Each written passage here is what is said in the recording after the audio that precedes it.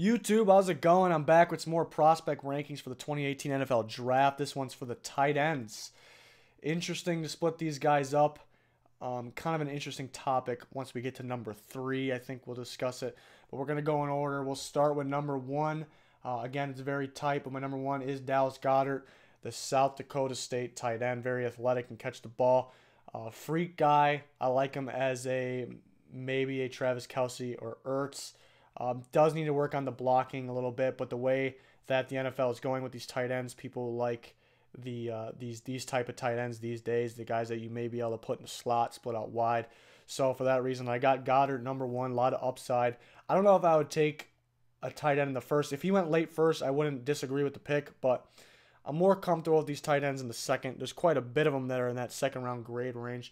But on the tight end number 2, it's going to be Mike Gesicki, the Penn State tight end.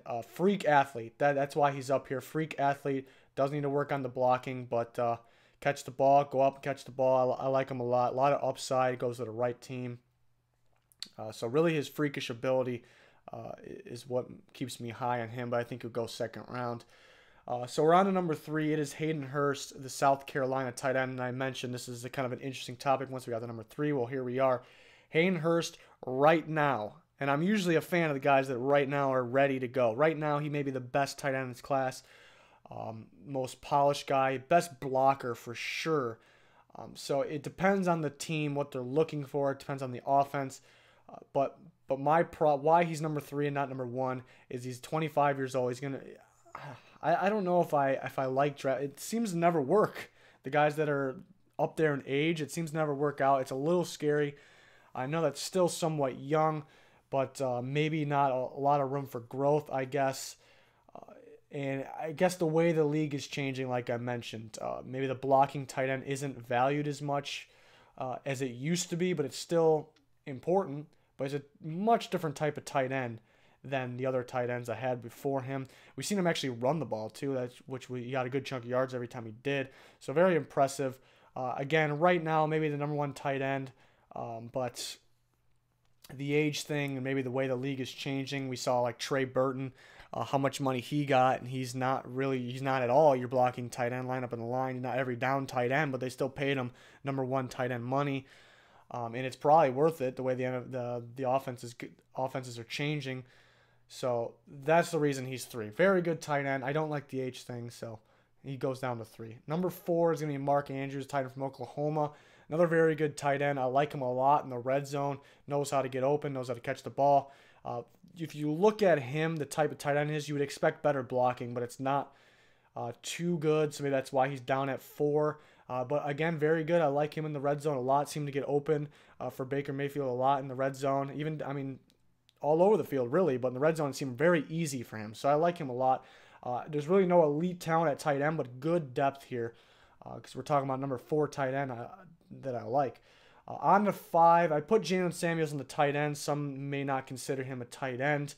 But again, the way the league is going, the way the offenses are going, changing, he'll be used like an Evan Engram. I know Evan Engram is actually a tight end, but he'll be used like that. He'll be used in multiple ways, but I'm not going to do the special position video for prospect rankings. So I put him with the tight ends. He'd be number 5.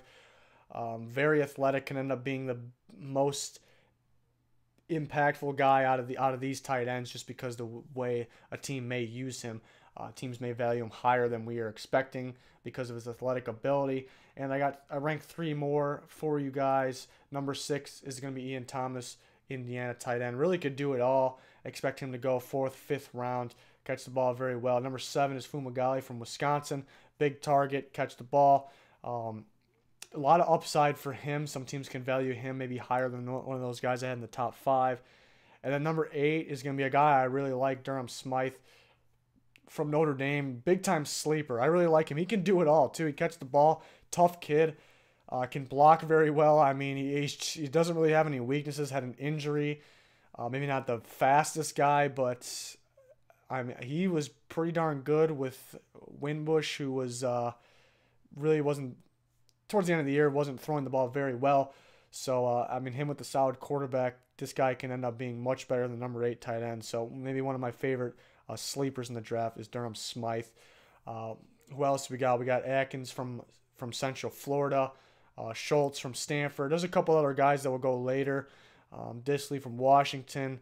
A couple other guys that will be later to undrafted guys that I like too. But these are the main 8 that I like to talk about. Again, I don't know if I would take one in the first round. I do like Goedert's ability, his upside. Hayden Hurst. The top 3 guys, one or 2 of those guys could very easily go in the first round, but I'm expecting those 3 guys to for sure be gone by the end of round 2. So there's the tight end rankings. Offensive lineman will be next. We're going to keep going till we get through it all. And then we got more draft coverage. We got plenty of different types of mock drafts on the channel right now. So go check those out if you haven't already. Please like and subscribe if you haven't done that already. But that'll do it. Thanks for watching. Goodbye.